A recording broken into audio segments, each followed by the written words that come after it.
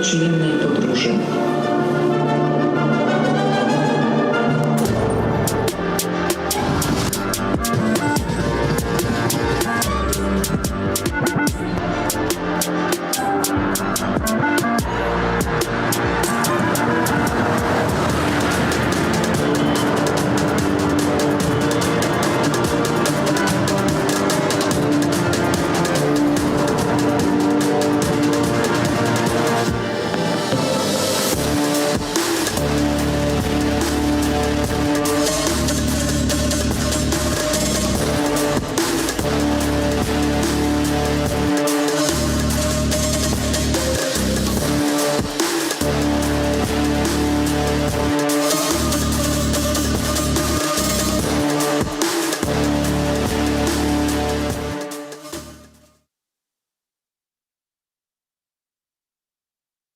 Szanowni Państwo, Ladies and gentlemen, welcome to the opening session of the second day of this year's Freedom Games.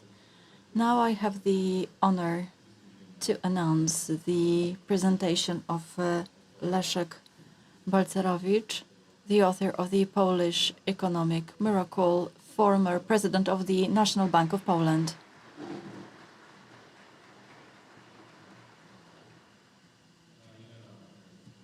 And Rainer Zitelmann, historian, sociologist, and author of a number of interesting books devoted to economy and capitalism and history of Polish transformation.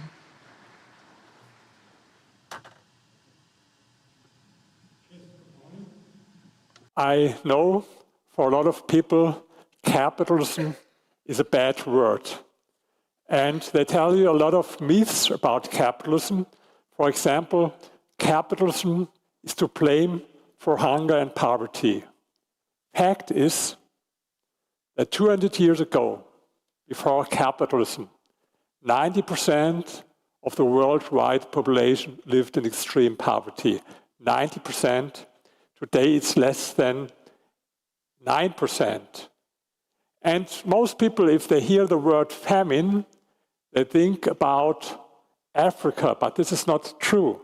80% of the victims of famines died in the Soviet Union and in China.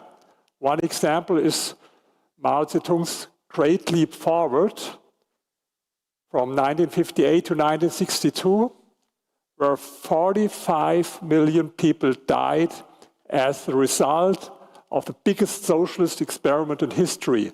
May I ask you one question? Who have heard at school or university about this Great Leap Forward where 45 million people died? Who had heard about it? Only 2 or 3. And this is the same all around the world. I have been in the last 20 months in 30 countries all around the world. And I asked always the same questions. And whether it was 20 people, 200 or 2,000, only very few people raised their hand. They haven't heard about it. And the fact is that in developing countries, you see here the poverty intensity in the economically unfree countries is 15%, and in the countries that are more economically free, it's less than 2%. And yes, what you hear also very often, capitalism leads to growing inequality. To be honest, I don't care about inequality. I give you the example of China. I told you about the Great Leap Forward, but even in the beginning of the 80s, 88% of Chinese people lived in extreme poverty, 88%. Today it's less than 1%. Why? Because they started in the beginning of the 80s with Deng Xiaoping, with economic reforms, introducing private property. Of course, China is not a capitalist country, but this is the great thing with capitalism, that even some drops of capitalism can change a lot, can change almost everything, as you see here, the reduction of people living in extreme poverty. But at the same time, the number of billionaires increased from 0. Some years ago, they had even more billionaires in China than in the United States. And today, it's only in the United States that there are more billionaires than in China. Why is this important? Because you see, two things. First, capitalism, of course, we have now more inequality. But I don't care about inequality, I care about poverty. And you see also with this graph, or with the next one, that the zero-sum belief is wrong. What do I mean with zero-sum belief? Some people believe that rich people become only rich because they take it away from the poor. If this would be true, how to explain that this graphic here, that at the same time, the number of people living in poverty worldwide decreased from 40% in the 80s to less than 9% today. And at the same time, the number of billionaires increased from 500 to 2,700. You can't explain it if you believe in zero-sum thinking. Of course, an argument that I hear very often is, yes, maybe this is true, but capitalism is responsible for environmental destruction and for climate change.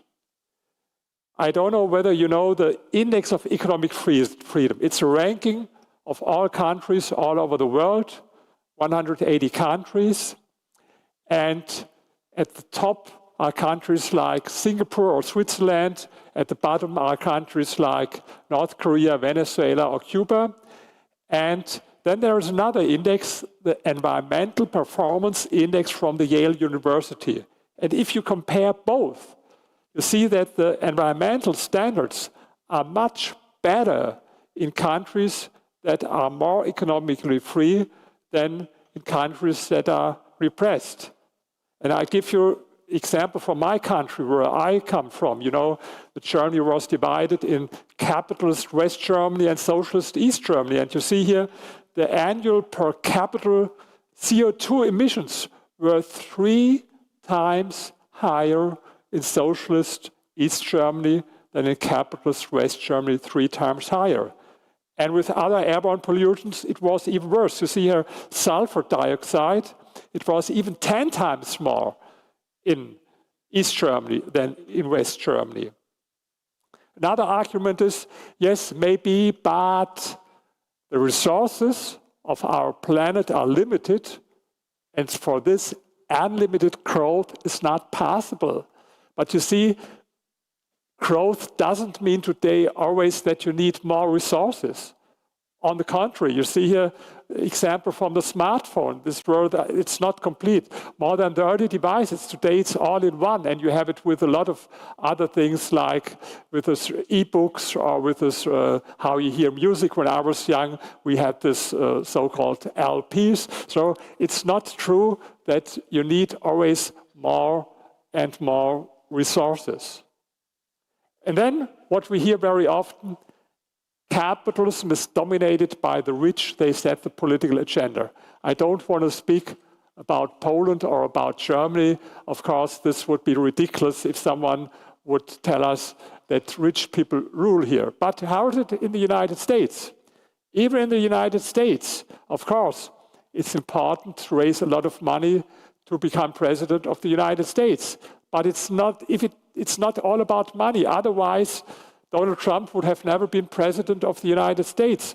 Yes, he raised a lot of money. He received 600 million. But Hillary Clinton, who lost the elections, as you know, raised twice as much, 1.2 billion. And if it would be all about money, this man would be the president of the United States today, Michael Bloomberg, and not Joe Biden. Because he, one of the richest men in the world, with a net worth at this time of 62 billion, he spent 1 billion in just 3 months and without any effect.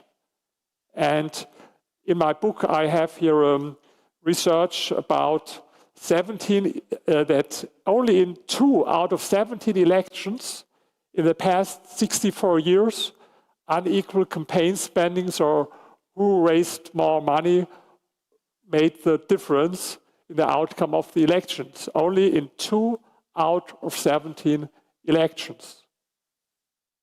And then another argument that I hear very often, capitalism leads to monopolies.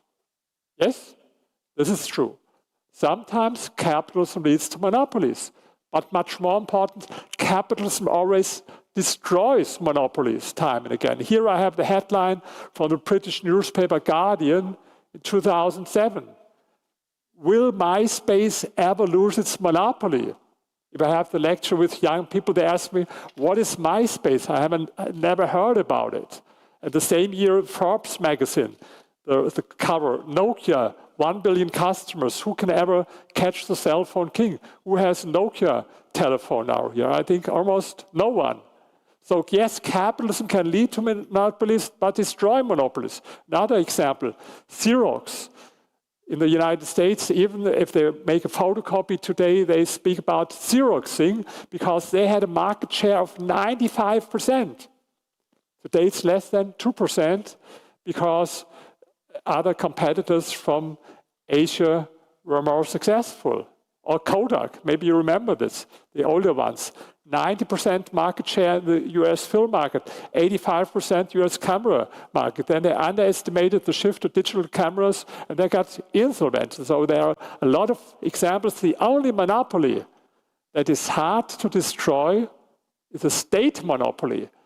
And what is ridiculous, if you discuss with a socialist, in the first minute he said, oh, capitalism leads to monopolies. Half hour later, he's for nationalization of some industry. So what is the kind of monopoly that is the hardest to destroy? So what is about the image of capitalism? I know that the image of capitalism is bad in a lot of countries. And I commissioned a poll now in 35 countries all over the world, also in Poland. The results for Poland will be very surprising for you. I think you will not believe them. But here's the poll.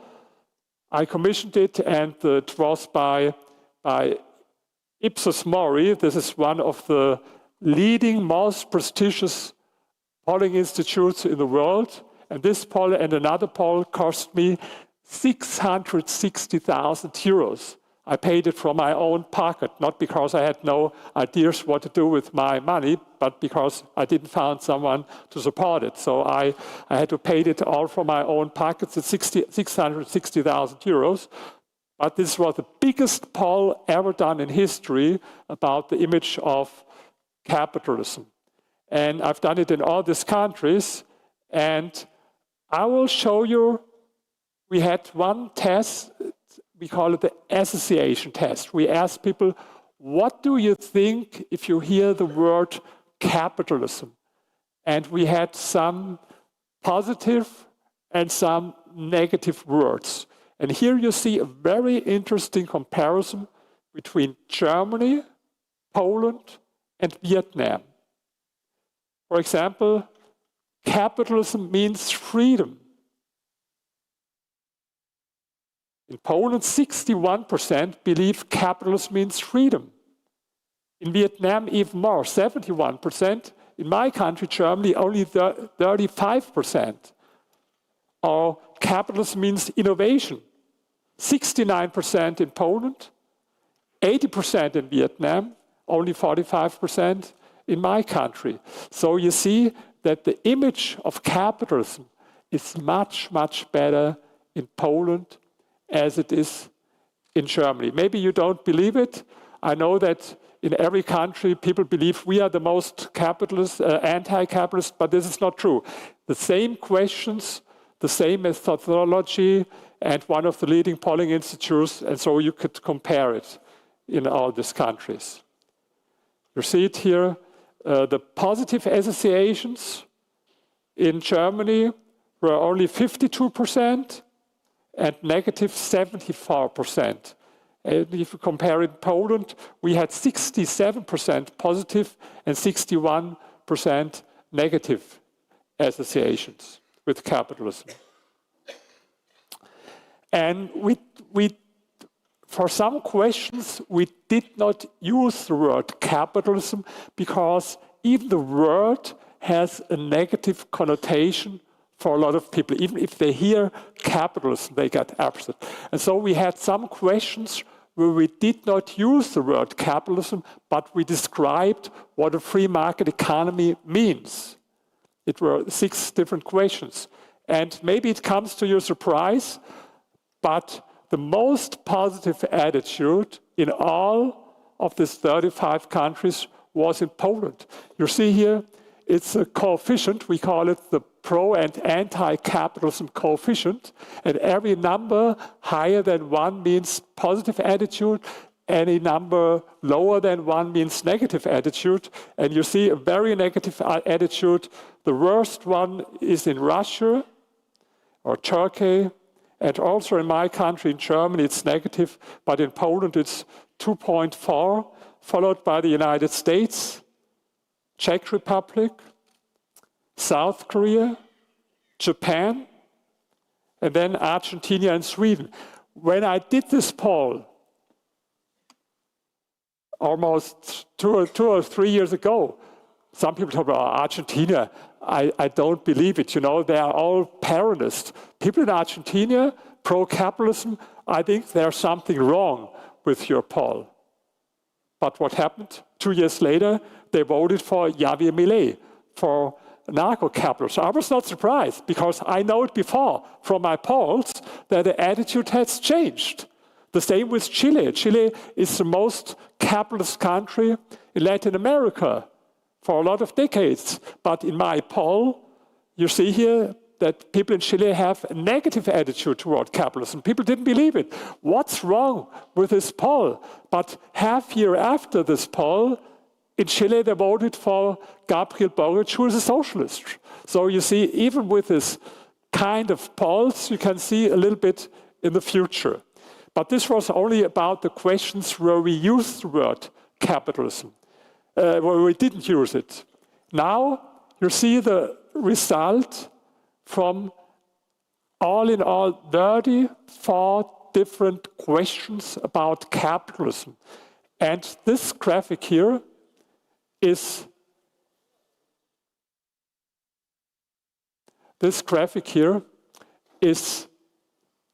similar, not identical to the other one, because it's about all these questions. And you see here, again, Poland number 1 when it comes to the attitude towards capitalism, followed by the United States.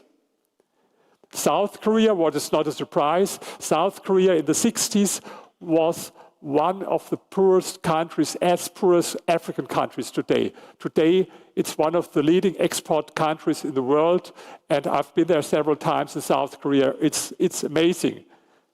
And then Japan, Nigeria is maybe a surprise that people in Nigeria have a positive attitude toward capitalism. I had a lecture there last week, but only on Zoom in Nigeria. Do you know, people in Nigeria are smarter than in my country, Germany, because for people in Nigeria, capitalism is a word of hope to live like people in the United States or in Europe. They know that capitalism is not to blame for hunger and poverty in Nigeria. By the way, the same in Uganda. And we asked also some other questions about the image of wealthy people. We confronted them with a list of 7 positive and 7 negative personality traits, like intelligent or industrious or greedy and ruthless. And then we divided the average percentage of positive traits and negative traits in every country to come to this personality trait coefficient. I published about this in the scientific journal Economic Affairs. And you see the most positive attitude here, as long as it comes to personality traits, was in Vietnam, by far. They love wealthy people. Even they invited me at the Foreign Trade University in Vietnam for a workshop, and the topic was, how can we improve the image of wealthy people? This was their question. I was never invited in Europe or in the United States to a workshop like this. And you see, also in Poland and Japan, the number of positive personality traits, mentioned by our respondents was much higher than negative. And here it's also interesting, the social envy coefficient. We asked a lot of questions to find out whether people are envious against the rich. And maybe you don't believe it. Yes, of course, in Poland there are also people who are envious against the rich. But the highest number is in France, by far. These are the most envious people. They really hate the rich. Followed, unfortunately, by my country, Germany, and then other countries. And in Poland, it's much better. Maybe you don't believe it, but it's the same questions, the same methodology, and also the translation was good. But I spoke with some libertarian people here in Poland. I don't believe it, because in every country, that's what I learned, people think we are anti-capitalist and envious number one, but this is not true. And you see here, to come to the end, some of my books. Here, the last book in red color, it's about Poland. In English, it's How Nations Escape Poverty. In English, it's a book about Poland and Vietnam, because both countries have a lot in common. Maybe later I can say something about it in the discussion. And I'm very proud to be today here with Professor Balcerowicz. And I spoke a lot about him and his reforms here in Poland. I did it 1 month ago in Argentina, because this book is also published in Argentina.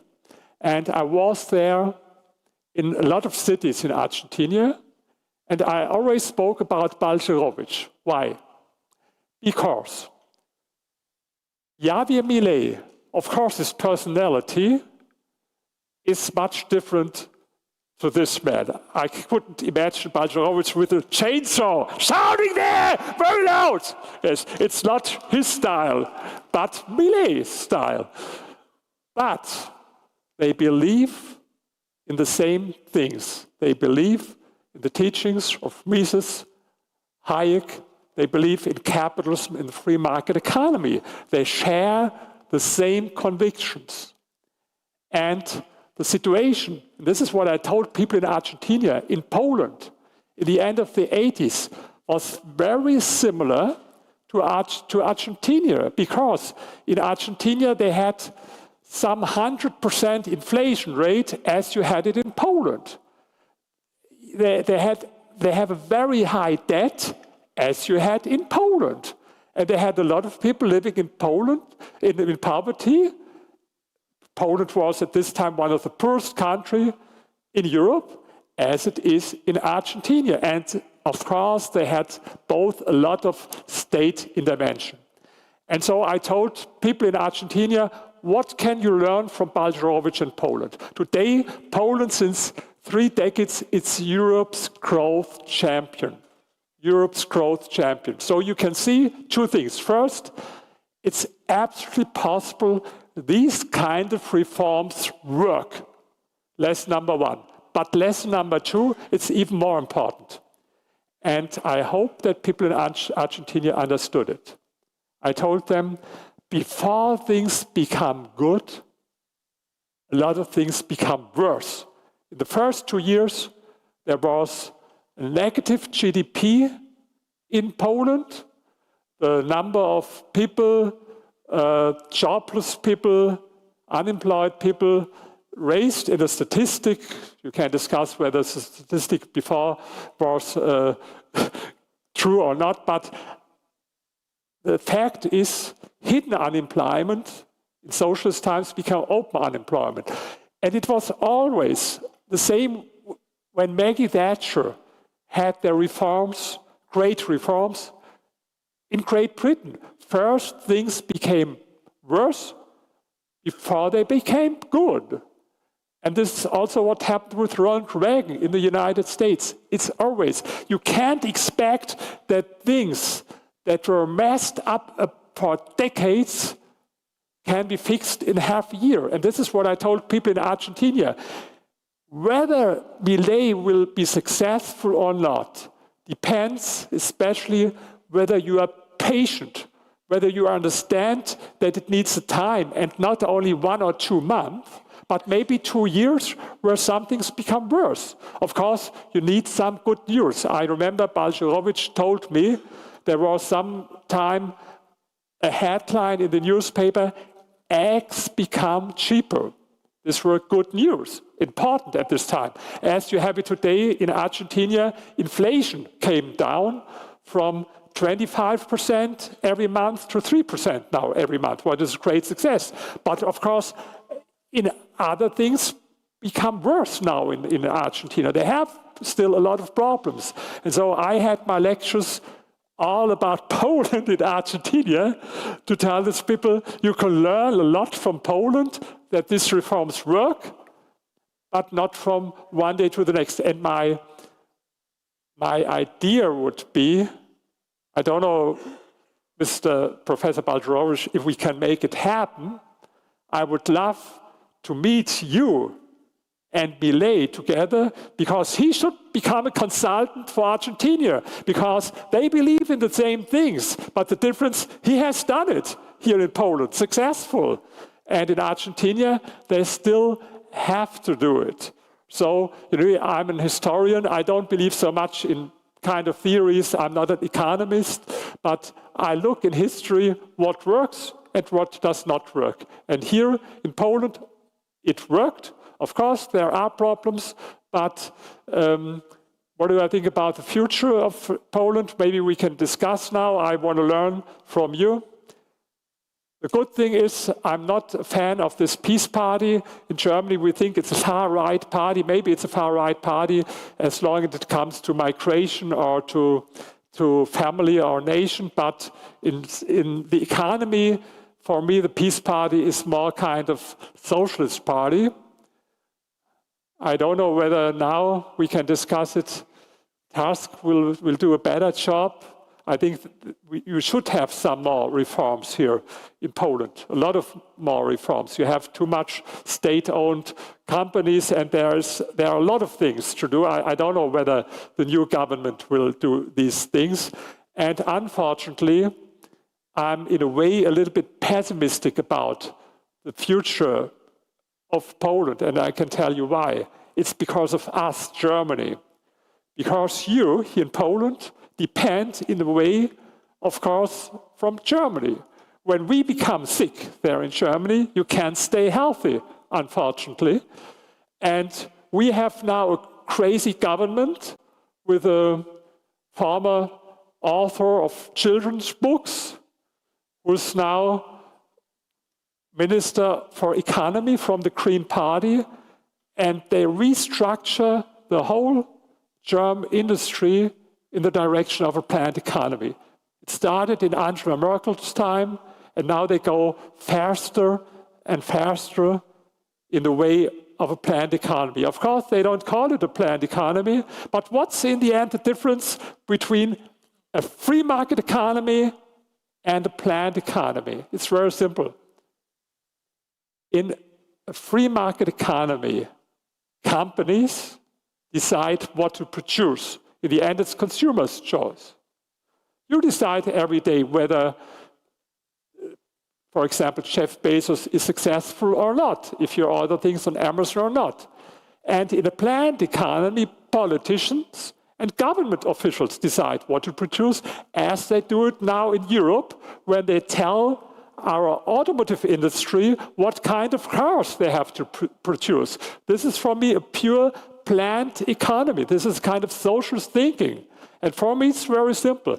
If you believe that politicians are the smartest people in the world, who know everything better than millions of consumers, than millions of entrepreneurs, then absolutely you should be pro-socialism. But if you believe in the end that millions of consumers and entrepreneurs are smarter than politicians, then you should believe in the free market economy. Thank you.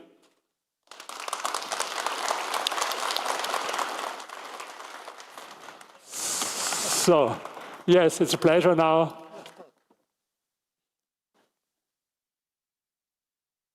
And I will take some 15 minutes to leave 15 minutes for the discussion to say a few words about what I consider the most fundamental topic, which is the relationship between quality of life and the type of institutional systems. First, quality of life in a country. I think it has three most important components. The first would be economic standard and the rate of growth. The second is fear, extent of fear in a country.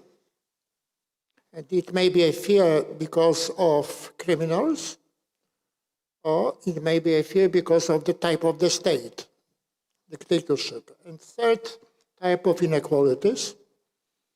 We don't believe that income or wealth should be equal. It is unachievable, by the way. But what really matters are differences in inequalities in status. Remember, the women got voting rights on the beginning in the West, beginning in the 20th century. Now, these three variables which define quality of life, as I said, are strongly dependent on the kind of a country institutional system. And the basic conventional distinction between socialism and capitalism is still valid. I think it's fundamentally important, based on the type of property rights which prevail in a country. One should not confuse socialism with the welfare state, meaning high welfare spending, because on that definition, all the countries of the West are socialist. They spend a lot on what is called welfare, including Germany, even in the United States. So one should use as a basic criterion, as I already mentioned, the type of ownership and property rights. And socialism, on that definition, is a system where private ownership is basically banned and state ownership prevails. And what you know, without any doubt, it's a very bad system. What has been left of socialism in the world? Cuba, North Korea, and perhaps some countries in Latin America, like Venezuela. So without any doubt, it's a very bad system. And whenever state ownership is growing, it is a gradual transition towards socialism. Let me say one more. Socialism is bad economically. Without private ownership, there is no innovation, but we need also open economy. But it's also bad because it's always, without any exception, it's first introduced by force. There's no exception when socialism was not and maintained without a force. So the choice is socialism should be, of course, rejected. And then what remains? Capitalism. By definition, a system which is based on the dominant share of private ownership. And the key is here that we have different kinds of capitalism. So it's not enough to have capitalism, but what kind of capitalism? First, we know that capitalism is a necessary but not sufficient condition for free elections and rule of law. And we know from history cases when there was a capitalism but dictatorship, like for some years under Pinochet in Chile or some periods in South Korea. So without socialism, without capitalism, there is no democracy and the rule of law, but it's not guaranteed. And one should, and it's an extremely important role of freedom-loving people organized in civil society to defend the rule of law and to defend democracy.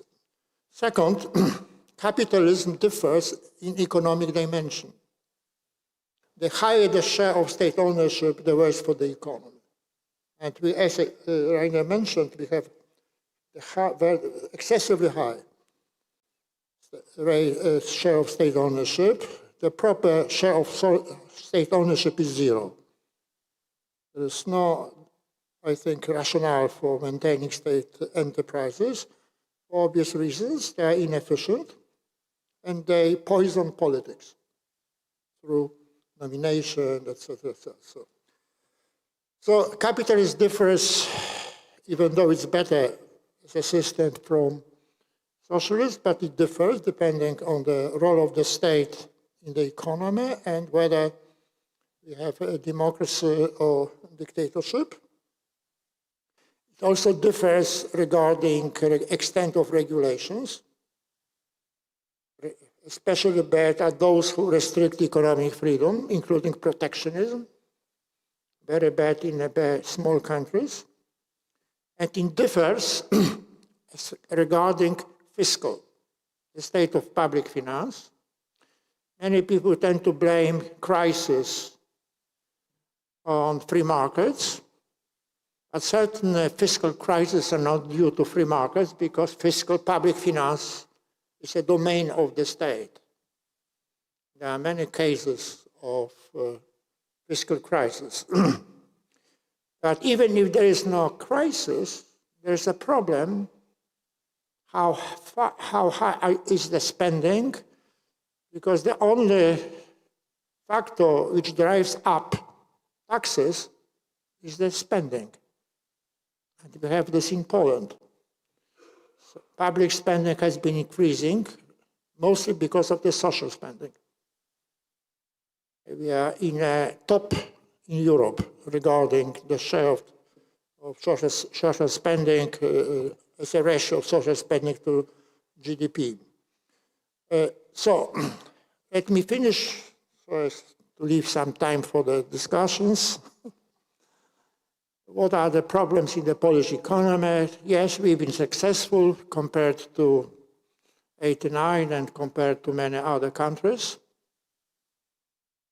But we have to do our job as NGOs, as people who like Poland to be catching up with the West. When we started in 1989, we have around 33% of West Germany's per capita income. We have now some, at least less than 70%, which is a great change, but still, we have to do some catching up, and we would not rely on Germany being in crisis. We rather wish Germans the way best because we depend very much for the Germans, and we depend very much on exports to Germany. So what is left? What problems do we have in Poland? First, we have to finish privatization. And this is a sort of reserve, because if we privatize it, there would be a supply-side boost for the economic growth. And we have the second largest share of state ownership after Turkey. There are some funny enterprises that are still state-owned. And since 2015, there was no single privatization in Poland. And no major political party, to my knowledge, acknowledges this as a problem and something to be done.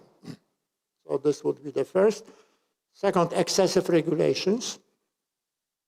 Some of European regulations are excessive, but even worse are domestic regulations in Poland. And the third one, I already mentioned, let me come back and finish, is the state of public finance, which is driven by spending, mainly social spending, and this social spending is not dedicated to take people out of poverty.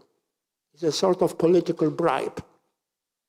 What is the sense of 800 plus? Nobody believes, and rightly so, that there will be more children. So it is a political bribe, which is based on the assumption that people would be fooled by this sort of primitive populism. So we have achieved a lot, but we have very serious problems regarding the past. And we should not leave the future only to political parties.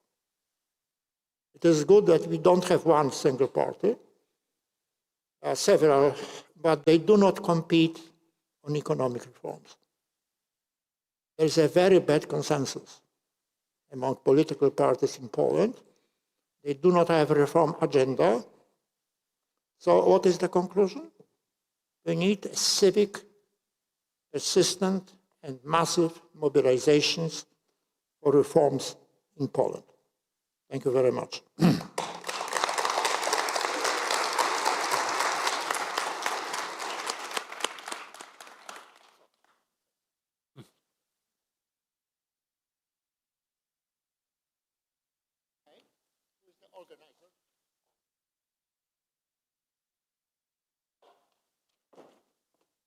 Szanowni Państwo, serdecznie zapraszamy. Ladies and gentlemen, it's time for questions from the audience.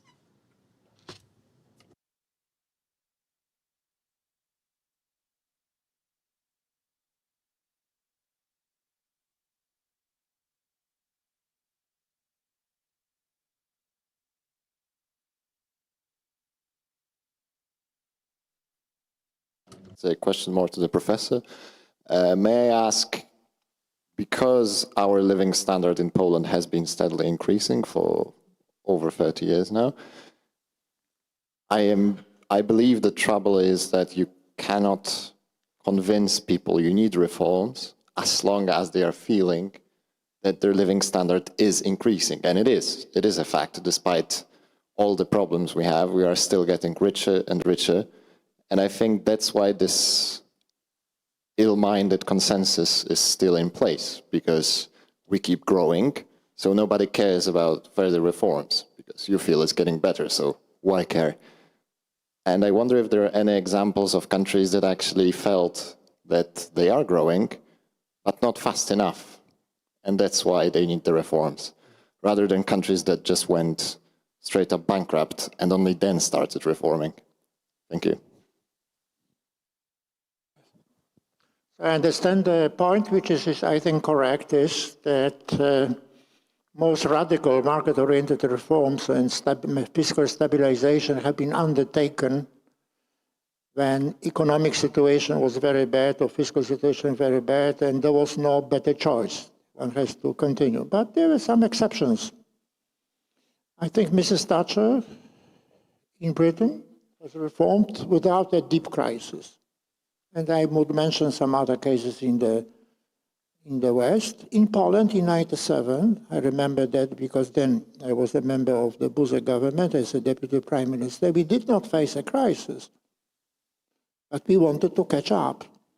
And there was a second period of acceleration of reforms, including very important reform, which was and still continues to be privatization. And I always use this sort of opportunity to mention the name of Emil Wąsacz, who was the minister for privatization. I am mentioning it for two reasons. First, because he did a very good job speeding up privatization. And second, he's prosecuted by the prosecutors in Poland for alleged fraud. The main fraud is state ownership. So, summing up, it's possible we do not need to wait, and we should not wait until there is the crisis, and only then have reforms. We have sufficiently worrisome prospects in Poland's economy, fiscal, to start reforming. But as I said, for that we need much stronger pressure from the civil society, so that people who are populist, opportunist, and rule should feel more non-reforming than reforming. So balance of pressure is very important. Well, I think, unfortunately, that you are right. I know no example. Before Reagan came, they had high inflation, a lot of problems in the United States with Jimmy Carter. I disagree on this point with Maggie Thatcher. Before Maggie Thatcher came, this was the sick man of Europe, the UK. They had strikes every day. They were even dependent on the International Monetary Fund, what is usually for third world countries. They had a lot of people jobless and so on. Then came the reforms. Or in Germany, we had reforms at the beginning of the 2000s with Gerhard Schröder. At this time, Germany was the sick man of Europe with 6 million jobless people. Now in Argentina with Javier Milei, it's the same thing. So as far as I know, I wouldn't rule out, but it's very unlikely that there's a country where more or less things are okay, or even standard of living rises, and they say, oh, let's do some more to improve it. But on the other hand, if things become worse, it's necessary, but not sufficient precondition for change. And so it's very important what Professor Balcerowicz mentioned. You need to have two things that come together. First, a bad situation, but a bad situation doesn't result automatically in reforms. You see it in Venezuela in the 70s. It was one of the 20 richest countries in the world. Then they started with more regulations, situation became worse. And then they voted for Chavez to make things even more worse, or in Germany in the 30s when they voted for Adolf Hitler. So history is not like a Hollywood movie with a guarantee of happy ending. So this is necessary, but it will not automatically lead to reforms. The other thing is that it is prepared in the way how people think, as you do and other people here with your think tanks. And in Argentina, things wouldn't change when before Milei came, there were for years and years, I know all these people, these free market think tanks who prepared it. I think it's the same if you want to change your life as an individual.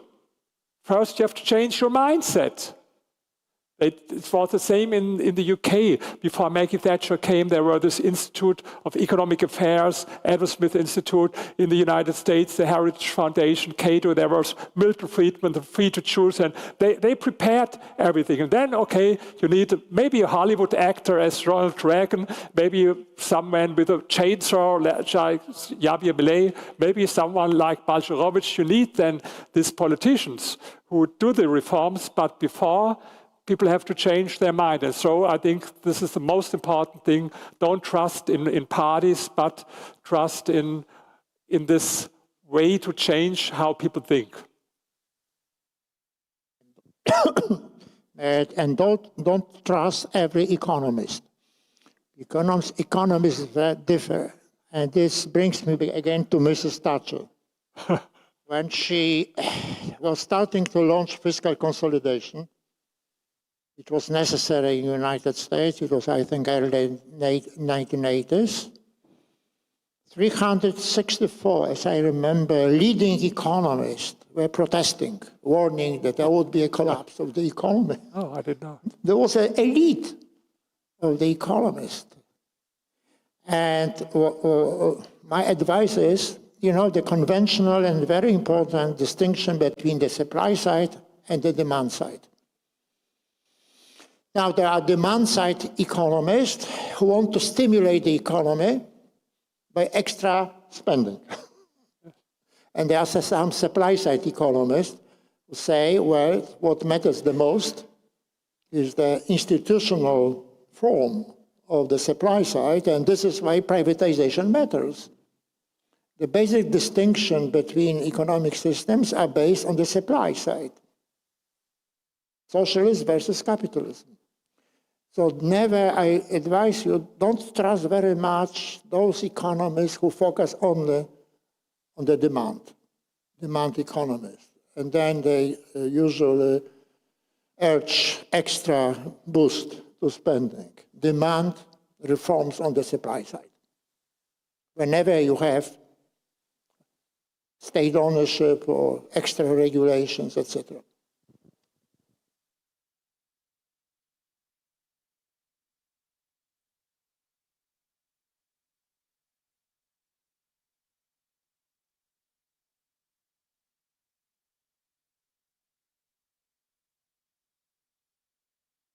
Hello. Thank you very much for the insightful lecture.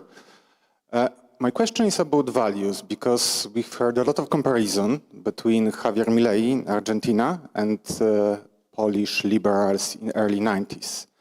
And I still see some substantial difference, because when I see people like Leszek Balcerowicz, like Tadeusz Mazowiecki, Bronisław Geremek, I see kind of the idealists. When I see Javier Milei, I consider him more like a hardcore populist.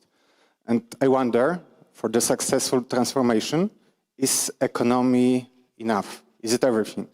What about some values like freedom, like human rights, like freedom of speech and so on, so on? So that's the question, the first question. What about values in transformation? And the second one, personally to, Leszek Balcerowicz, do you feel that Javier Milei is your successor in a way of doing things? Not a deputy prime minister in Argentina, so he's not my successor.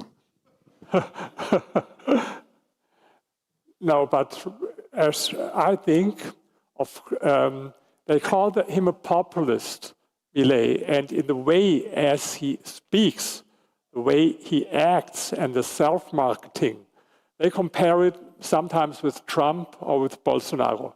I said I hope it's wrong, because I heard a lecture from him and he informed us how he bought 50 books altogether about the economy and started to read days from morning to night, always these books. Can you imagine Donald Trump buying 50 books about the economy and reading it? No, I think he would prefer to watch some wrestling competitions, maybe in TV. So it's only maybe the style. And I think in Argentina, you need a little bit people who are more loud. I don't believe that Balcerowicz, with his personality, would be successful in Argentina. So he's for Poland, he's okay, but not for Argentina. You need people who speak. But I think the values, pro-freedom, I think Milei, and I don't want to compare him with his far-right. Sometimes they compare him with the far-right people here in Europe, with the Le Pen movement or Ph.D. in Germany. I don't believe it.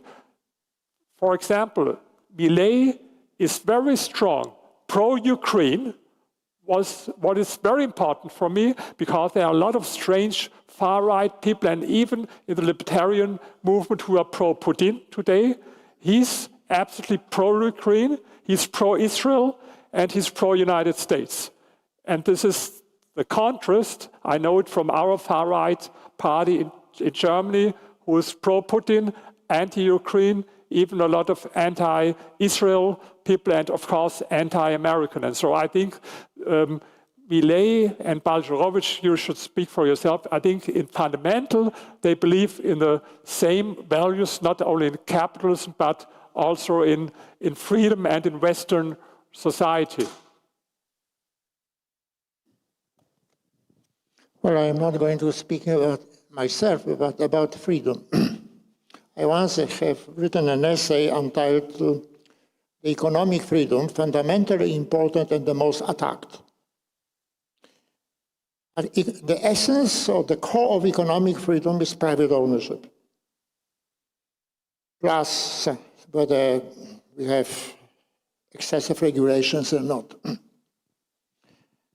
And economic freedom, as I mentioned, has been very much attacked and continue to be. The word capitalism, which is based largely on economic freedom, I mean the system, the very word is not very popular. It has some negative emotional connotations, and this is why I never use this word very much. I never use the word privatization, but ownership changes, in order to avoid negative emotional reactions by the people. But if you look at systemic or institutional links, one cannot overestimate the importance of economic freedom and its core, which is private ownership. First, for economic growth and the standard of living. Without private ownership, meaning socialism, you faced stagnation, poverty. But second, Private ownership, let me repeat, is the indispensable, although not sufficient, but indispensable condition for democracy and the rule of law. So if somebody dislikes capitalism because of private ownership, but likes democracy and the rule of law, she or him should support private ownership for these reasons. And I will add something. Private property is so important, but let's talk about what private property means. Because I will distinguish between old time of socialism, as you had it in Poland and in other countries, that means nationalizing of all means of production. But today we have something I call modern socialism. Modern socialism means formally you are the owner of your property, of your factory. But in fact, you have so many regulations by the state that the state tells you what you should do and not. I'll give an example. The automotive industry. In former years, it was this way that the companies, like in Germany, we were very proud about our Mercedes, BMW, Volkswagen. They decided what car to produce. But this is no longer true. Now the EU Commission decide what they ban the registration of new cars with combustion engines, for example. They tell them exactly what to produce and they punish them. They will have to pay in the next year $15 billion to the European Commission because they didn't act according to their rules. So this is not what I mean with private ownership, that in the end, the government or the politicians tell you what you are allowed to do, and it doesn't work. You see it today. Our automotive industry is a huge, huge crisis. And I predicted this a couple of years before, because planned economy never worked, because I don't believe that these politicians are smarter than all the people. You see it also, for example, the energy industry. What did they do in Germany? They phased out nuclear power plants. What is an absolute crazy idea? If you believe in climate change as a big threat, you should have much more nuclear power plants instead of phasing them out. Then they forbid fracking in Germany. Now we import fracking gas, LNG, from the United States, but it's forbidden in Germany. We import electricity from dirty coal power plants from Eastern Europe, but in Germany, nuclear power plants are phased out. This is all absolutely crazy. And this is, a kind of planned economy. Because private ownership means also that you can decide. Of course, the state has to make some rules, but not exactly to tell companies what to produce. So this is very important to understand the difference between old-fashioned socialism with nationalization and modern socialism, where they don't need nationalization, but the government tells the companies what to produce and how to produce.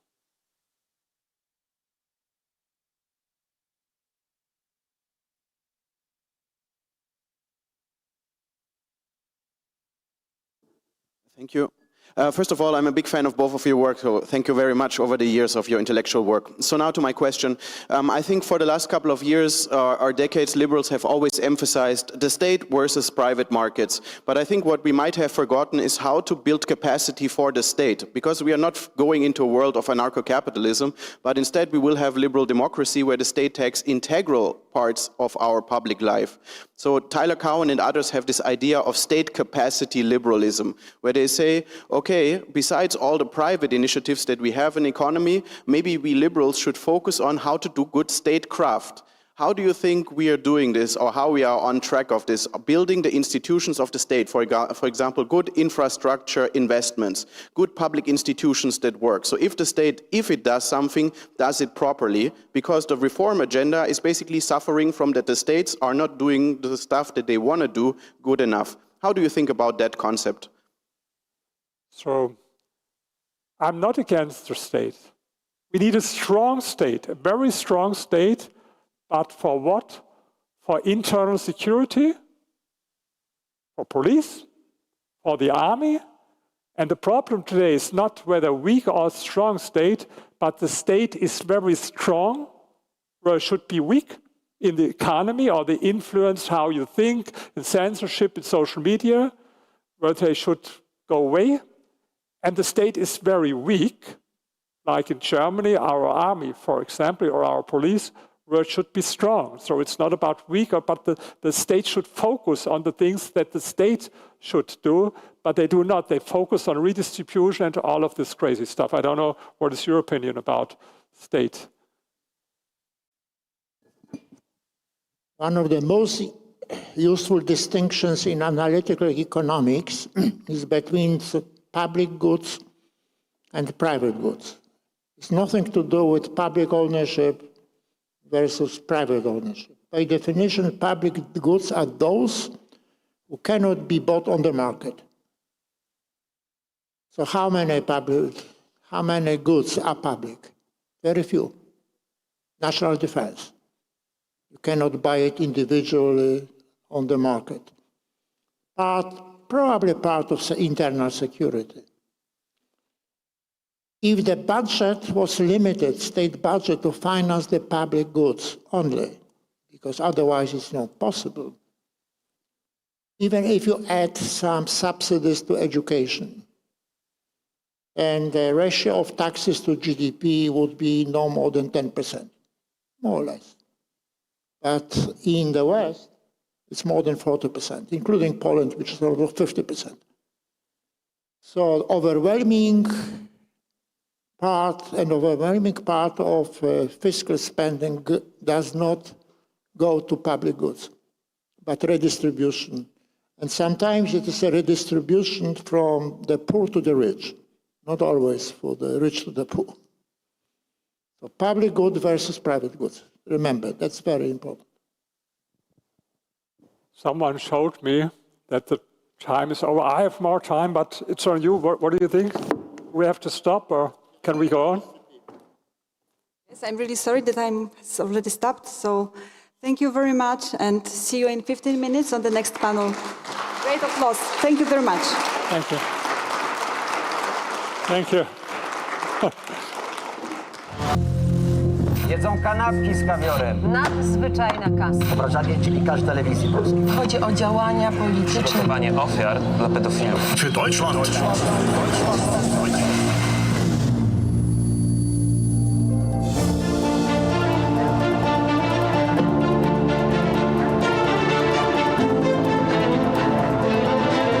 TVP Info. Włącz się na nowo.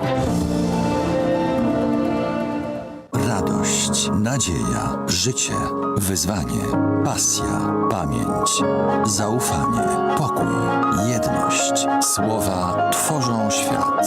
Polskie Radio. Źródło wiarygodnych informacji. Plany biznesowe powstają z marzeń. Dlatego nie ma dwóch takich samych firm. Jedni chcą działać na całym świecie. Innym cały świat mieści się w dłoni. Sukces biznesu to nie tylko jego wielkość, ale też szczęście, jakie przynosi ludziom. PKO Bank Polski. Uwielbiam szycie w sieci. Wczoraj podszyłem się pod wnuczka, wieczorem uszyłem intrygę na apce randkowej, a dziś planuję grubymi nićmi szyte oszustwo z promocją. Tak się szyje. Na oszustów są sposoby. Zapoznaj się z poradami ekspertów na niedajsiepodszyć.pl.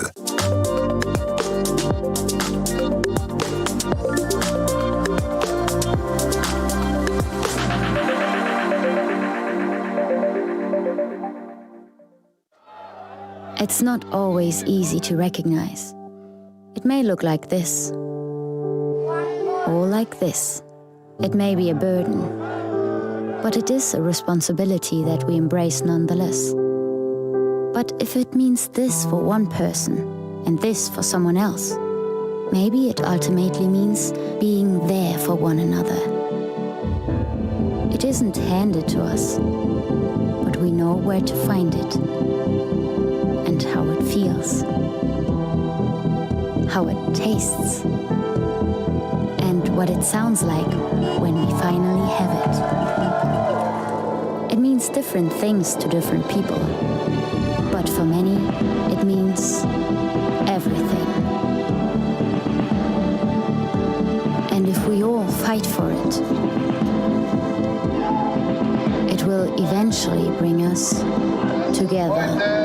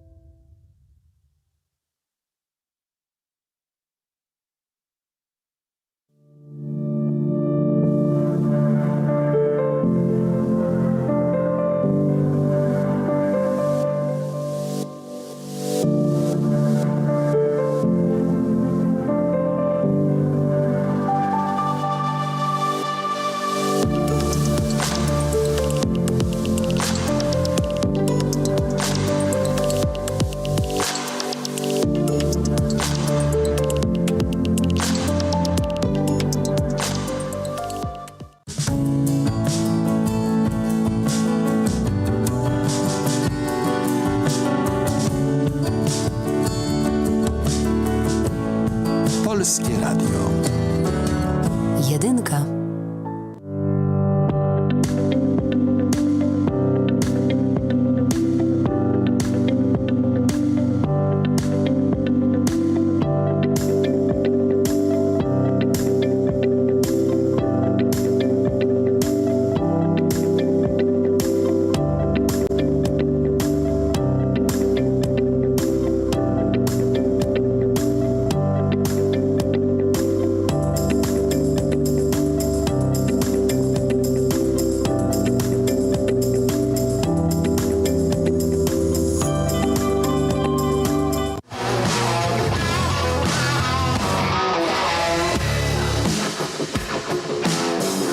Rodzina spółek Pelion to 12 tysięcy osób pracujących w ponad 300 spółkach w Polsce, Szwecji, Wielkiej Brytanii i na Litwie.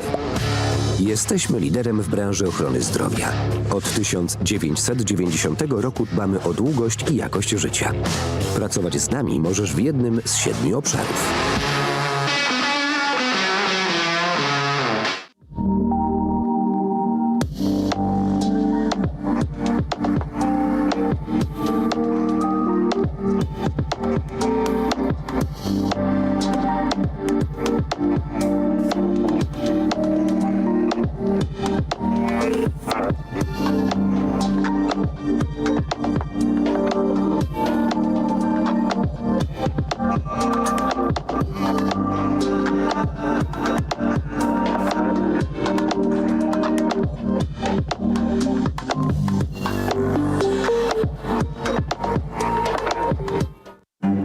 Dziś Nowy Jork, jutro Londyn.